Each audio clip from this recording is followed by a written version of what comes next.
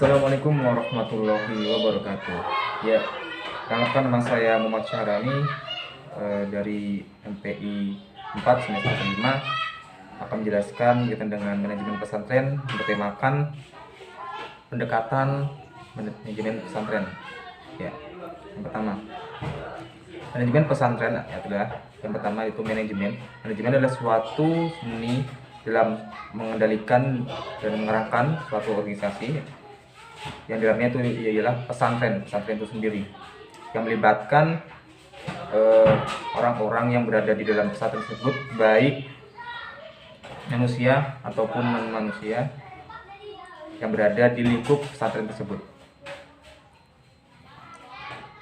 Pengertian manajemen pendidikan Islam atau pesantren. Maka manajemen pendidikan pesantren hakikatnya adalah suatu proses penataan dan pengolahan lembaga pendidikan pesantren yang melibatkan sumber daya manusia, baik manusia ataupun non-manusia yang di dalamnya. Itulah pendidikan, namanya pendekatan manajemen pendidikan pesantren. Pendekatan manajemen pendidikan Islam itu pendekatannya dibagi menjadi 3 bagian.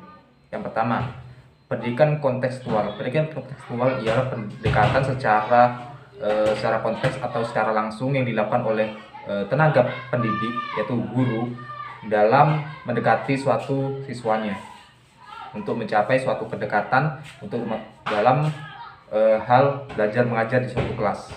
Ya. Yang kedua, pendekatan sains.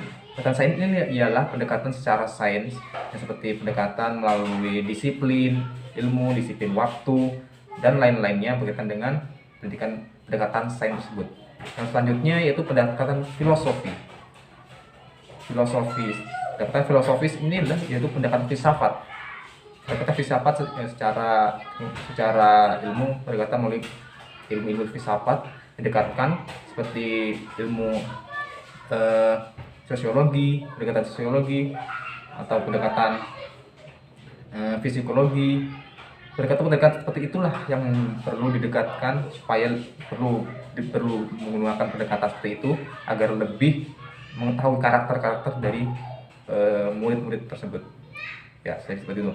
Yang selanjutnya pendekatan religius. Tadi ada 4 ya, ada 4 tadi saya bagi ya. Yang pertama pendekatan kontekstual, pendekatan sains, pendekatan filosofis. Yang terakhir pendekatan religius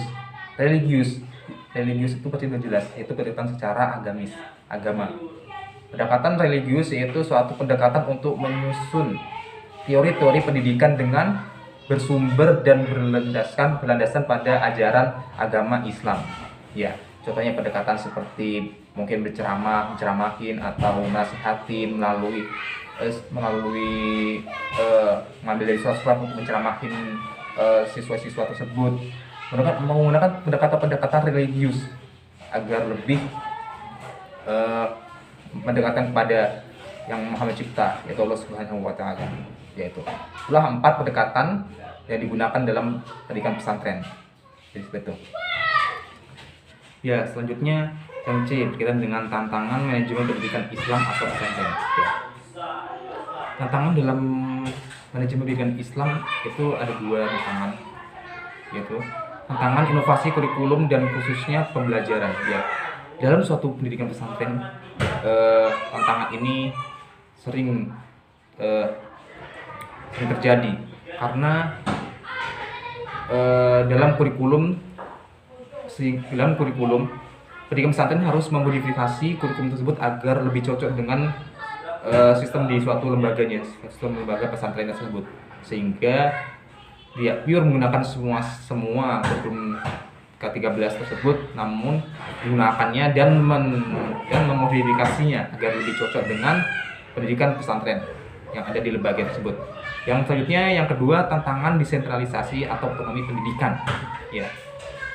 Tantangan desentralisasi atau otonomi pendidikan ialah kebijakan pemerintah melalui desentralisasi otonomi pendidikan sejatinya memberikan peluang yang sangat besar dan luas. Ya, sejatinya dalam otonomi dan desentralisasi ini adalah suatu peluang besar bagi pesantren. Karena kenapa? Karena dalamnya sudah mengusung tentang pesantren tersebut kepada pendidikan Islam di Indonesia untuk melakukan akselerasi kualitas penyelenggaraan pendidikan. Ya, itulah tadi kita tentang tantangan manajemen pendidikan Islam atau pesantren, tantangannya. Jadi dalam pendekatan manajemen pendidikan Islam atau pesantren ialah suatu pendekatan yang dilakukan oleh pesantren, baik itu di dalam kampus maupun dalam pesantren maupun dalam pesantren. Hal ini adalah supaya untuk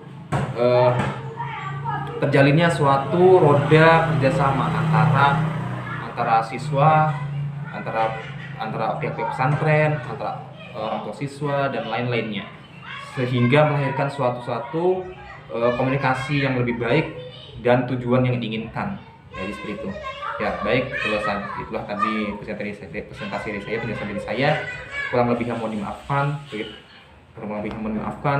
Kita dengan judul pendekatan manajemen pesantren. Ya, terima kasih. Assalamualaikum warahmatullahi wabarakatuh.